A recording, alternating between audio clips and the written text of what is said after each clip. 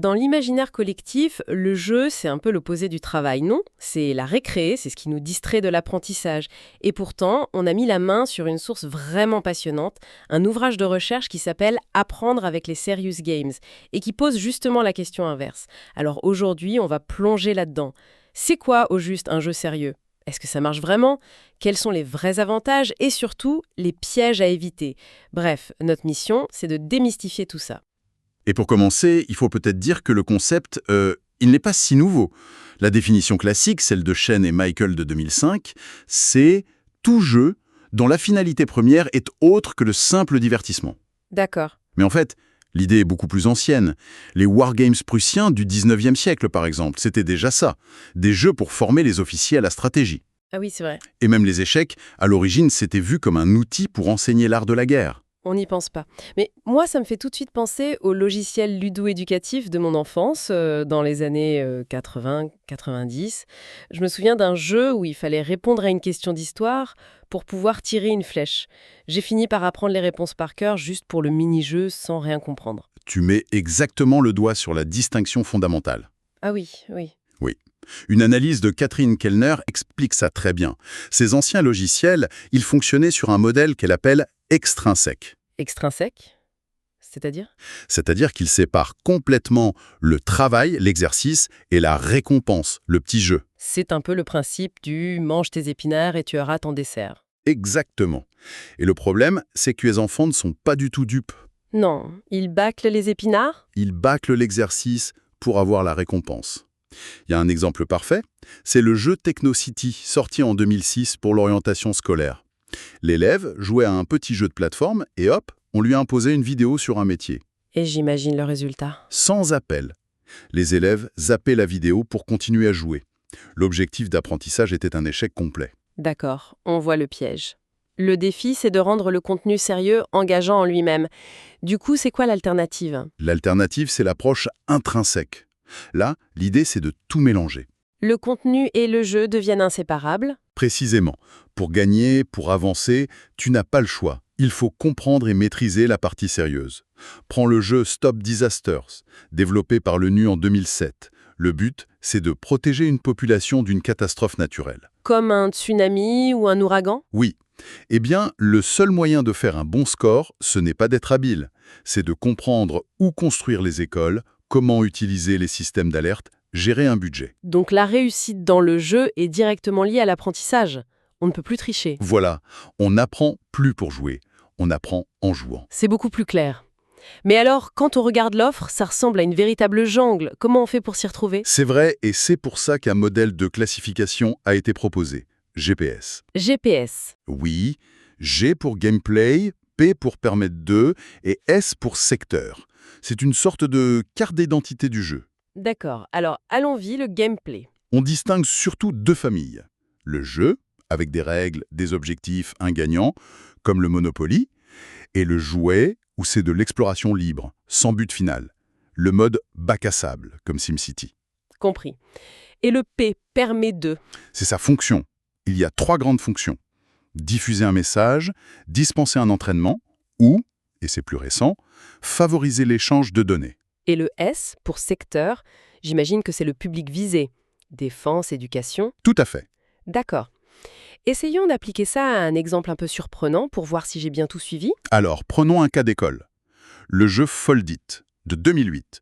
C'est un puzzle 3D où il faut plier des protéines. Plier des protéines, d'accord. Alors, notre grille GPS. Gameplay, c'est un jeu. Il y a des scores, des classements, permet de... Là, c'est favoriser l'échange de données. Les solutions des joueurs sont collectées pour aider la recherche scientifique. Et secteur, on est entre la recherche scientifique et le grand public. Attendez, ça veut dire que moi qui n'y connais rien en biologie, je peux jouer et mes actions dans le jeu aident des vrais chercheurs? Exactement. Et c'est là que ça devient fou. En 2011, la communauté des joueurs de Foldit a résolu en 10 jours la structure d'une enzyme liée à la recherche contre le sida. 10 jours. 10 jours. C'était un problème sur lequel la communauté scientifique butait depuis plus de 15 ans. C'est vertigineux. Donc l'intelligence collective de milliers de joueurs, assez mieux que des années de recherche formelle, c'est une histoire incroyable. Mais revenons à un cadre plus modeste, la salle de classe. Quels sont les avantages prouvés en études? Le premier qui vient en tête, c'est la motivation, j'imagine. C'est le premier point qui ressort toujours. Il y a une grosse étude en Italie, le projet Dante, mené sur 10 000 élèves. Ils ont utilisé des jeux pour les maths et l'italien. Résultat, de meilleures notes, mais surtout une motivation qui explose. Près de 30% des élèves continuaient à jouer à la maison de leur propre initiative. C'est énorme. Mais est-ce que c'est juste le plaisir de jouer ou est-ce que le format du jeu permet d'apprendre différemment? C'est la vraie question. Et la réponse est oui. Le deuxième avantage, c'est l'apprentissage par essai-erreur. Le droit à l'erreur, permanent. Le jeu, c'est un espace sécurisé où on peut tester, se tromper, recommencer sans la pression du jugement. On a un exemple concret de ça Oui, le jeu Chronocoupe, développé par le chercheur Éric Sanchez pour la géologie. Les élèves doivent reproduire des coupes géologiques. C'est assez complexe. Et ce qui est fascinant, c'est qu'il a analysé ce qu'on appelle les traces d'activité. C'est-à-dire? L'enregistrement de tous leurs clics, de toutes leurs actions. Et il a vu que beaucoup d'élèves passaient d'une stratégie de pur tâtonnement, Je clique un peu partout pour voir ce qui se passe. voilà, à une vraie stratégie de modélisation à la fin, où ils anticipaient la bonne séquence et réussissaient du premier coup. L'analyse des traces montre l'évolution du raisonnement. C'est la preuve d'un apprentissage réel. Et j'imagine que ça doit aussi aider pour un autre problème en classe, les différences de rythme. C'est le troisième grand avantage, oui. La différenciation pédagogique. Chacun avance à son rythme. Celui qui a besoin de refaire le niveau 15 fois peut le faire sans ralentir les autres. Et celui qui va plus vite ne s'ennuie pas, il peut chercher à optimiser son score. Le tableau semble presque trop beau. Ça ne peut pas être aussi simple. Quels sont les freins, les limites? Le premier, et il est de taille, c'est tout simplement la qualité des jeux. Il faut être honnête, beaucoup sont juste de mauvais jeux, ennuyeux ou mal adaptés au programme. Trouver la perle rare, c'est un vrai défi pour les enseignants. D'accord. Et si on trouve cette perle rare, est-ce que ça suffit de la mettre entre les mains des élèves? Non. Et ça, c'est la deuxième limite. Elle est cruciale. Le rôle de l'enseignant. Un jeu seul ne fait pas de miracle. Une expérimentation sur Zombie Division, un jeu pour apprendre les tables de multiplication, l'a très bien montré. Un groupe a juste joué. Pour l'autre, l'enseignante a organisé un débriefing après. Et le groupe avec débriefing a eu de meilleurs résultats, je parie. Bien meilleur. Ça confirme que le jeu en lui-même est presque inutile sans ce que tu appelles le service après-vente pédagogique. Donc, le Sirius est plus dans la démarche que dans le game. Tu as parfaitement résumé. Un enseignant d'une autre expérimentation le disait.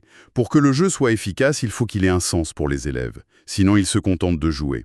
Et à ça s'ajoutent les freins matériels, bien sûr, le budget, les ordinateurs, et même idéologiques. C'est-à-dire? La peur du regard des collègues, la crainte de perdre le contrôle, et l'image encore très négative du jeu vidéo, souvent associé à la violence. D'accord. Alors, mettons-nous à la place de cet enseignant qui veut se lancer. Il a trouvé le jeu, il a le matériel, lundi matin en classe. Il fait quoi? Il ne peut pas juste dire « jouer ». Non, surtout pas. C'est pour ça qu'il faut penser l'activité en 3 phases. C'est fondamental. Phase 1, la mise en situation. Avant même de le jouer, on contextualise. Pourquoi on joue à ça? Quel est le lien avec le cours? Quels sont les objectifs? C'est une sorte de contrat. D'accord, on cadre pour que ça ne soit pas juste une récréation. Exactement. Phase 2, l'utilisation du jeu. Et là, l'enseignant n'est pas en pause. Il circule, il accompagne, il pose des questions. Il est une personne ressource. Il devient un coach. C'est une bonne image. D'ailleurs, faire jouer les élèves en binôme, ça aide beaucoup pour qu'ils verbalisent leur stratégie. Et après le jeu? C'est la phase 3, la plus importante. Le débriefing. C'est là qu'on aide les élèves à conscientiser ce qu'ils ont appris. On formalise les savoirs, on met des mots dessus. On passe du jeu à l'apprentissage explicite. Et on développe aussi leur esprit critique sur le jeu lui-même. Était-il réaliste? Quelles sont ses limites? C'est très structuré. Et dans ce cadre, il peut servir à quoi concrètement le jeu? On peut voir 4 grandes approches. La première, c'est de traiter le jeu comme un objet d'analyse. Comme un film ou un texte? Voilà.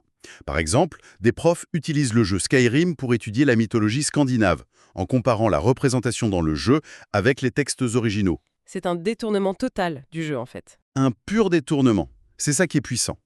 Deuxième approche, le jeu pour introduire des savoirs. Utiliser Dragonbox pour découvrir l'algèbre sans même le savoir. Pour amorcer un sujet? Exactement. Troisième approche, la plus classique. Consolider des acquis. S'entraîner au calcul mental avec Matador, par exemple. Ou, plus surprenant, des profs de langue utilisent le jeu de karaoké SingStar. Du karaoké en cours, il fallait oser. Et ça marche. Pour avoir un bon score, il faut la bonne prononciation, le bon rythme. Les élèves s'entraînent à l'oral de manière totalement décomplexée. C'est brillant. Il nous reste la 4e approche. Le jeu comme outil d'évaluation. Un enseignant a utilisé SimCity en 6e, après avoir étudié les métropoles nord-américaines en cours. L'évaluation était de construire une ville qui respecte ces critères dans le jeu. Précisément, c'est une évaluation beaucoup plus active qui vérifie une vraie compréhension. Donc pour résumer, le Serious Game, ce n'est pas du tout une solution miracle. Son efficacité dépend moins du jeu lui-même que de la façon dont l'enseignant l'intègre.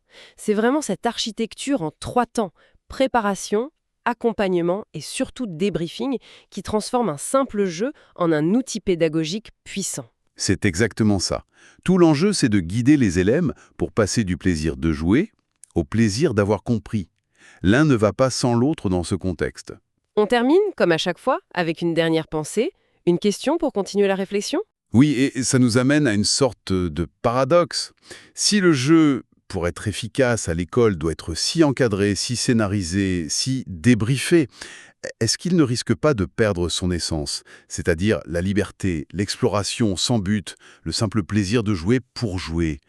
En voulant à tout prix rendre le jeu sérieux, est-ce qu'on ne court pas le risque, finalement, de tuer le jeu?